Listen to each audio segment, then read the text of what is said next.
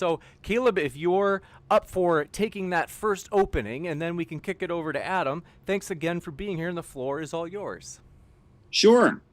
Well, I'm a reporter, and in the last 4 or 5 years, I've been traveling all over this country. Red states, blue states, white communities, black communities. Everywhere I go in this country, I hear the same story. I hear people saying that the government is not working for average Americans. It's working for a small group of rich people.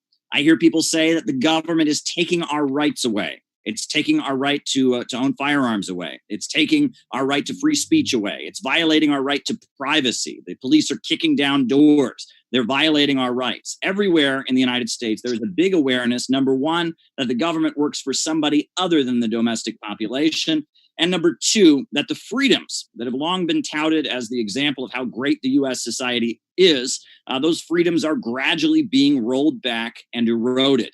Now, why is this happening? That's where the disagreement comes in. In red states, blue states, libertarians, socialists, anarchists, they'll all give you different explanations. Well, I would give an explanation that is rooted in the revolutionary science of Marxism-Leninism, which is this. Capitalism is a system in which production is organized for profit, right? Under capitalism, the means of production, the major centers of economic power are organized not to serve public good, but to make profits for their owners. And the capitalist is constantly driving to make production as efficient as possible.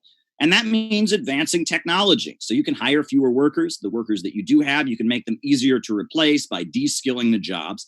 And that when there is a great leap in technology, that results in a lot fewer workers being hired. You'll notice that World War I and World War II both came after a huge leap in technology. And that was because when you eliminate workers from the assembly line, you have a little bit of a problem because workers are also consumers. And if you start eliminating workers from the assembly line, you remove workers from production, pretty soon people don't have the income to buy your products. And this is the built-in problem of capitalism, and it's called overproduction.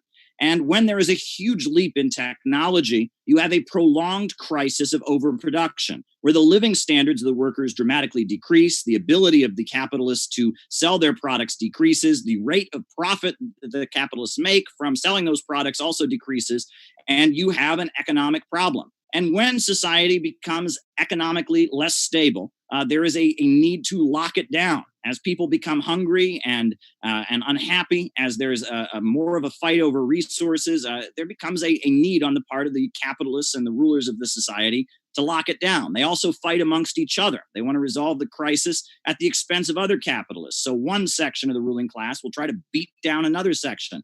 And it's also important to note that the reason throughout the 20th century, there were revolutions happening in Asia and in Russia and in Africa and all these other countries, but the West was very stable, is because for a long time we had a layer in the Western countries of well-paid industrial workers. That in the United States, we had this big, prosperous middle class that was very, very prosperous, and they got some of the crumbs, basically. The capitalists of the United States went around the world plundering the developing world, beating down countries, and they made so much money, so many super profits, that they could afford to buy off some steel workers and some auto workers and give them a comfortable middle-class life, and that would stabilize U.S. society. But now, because of the computer revolution once again, and also because of offshoring and all of that, we're seeing the demolition of this labor aristocracy that stabilized the Western capitalist countries. So we're seeing the demolition of the American middle class. We're seeing a capitalist crisis. All of this is driving toward a situation where society is becoming increasingly unstable, and sections of the ruling class are fighting with each other, and there's a need to lock society down and try and control the masses as we all transition to lower pay and lower living conditions. I'm saying basically the capitalists are setting up a low-wage police state. But there's another aspect to this as well, because we know the African-American community has suffered police brutality since the time they got here as slaves. And if you look at some of the vicious policing that we see in the United States and all of that, that's really rooted in the British colonial tradition, right? If you look at what the British did in India, you look at what the British did, in places like South Africa and places like that. Whenever the colonizers came in, the colonial policing systems that were set up in the countries that the British Empire forced to adopt free trade and free markets at the point of a gun, in those societies, you tended to see a very vicious police force that saw the population overall as an enemy. And what's interesting is at this point here in the United States, we're seeing this huge problem with police brutality, with police who see the communities they serve as their enemy. But what's interesting is a lot of our policing agencies are actually trained in Israel. And what is Israel? Israel is a settler colonial state. It was originally set up, the Balfour Declaration, as a British colonial settler state. Eventually, it became Israel. And so that system of police who see the masses of people as a horde that they're trying to hold back, what the Palestinians endure at the hands of Israeli police. Now our police in the United States are being trained by them. So I see all of this as essentially a product of capitalism. We see the colonial attitude. We know that the police forces in the United States, a lot of the way they began was the history of slave catchers and the paddy rollers, et cetera.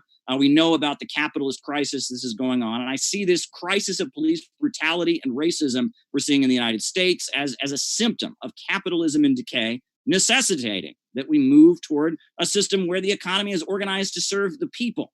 And we have an economy that's organized to serve public good and not profits. And the police and the community are once again not enemies. The police don't see the population as a foreign group they're trying to control, but rather the police and the state serve the people in a new society organized to serve public good and not the profits of a few capitalist owners.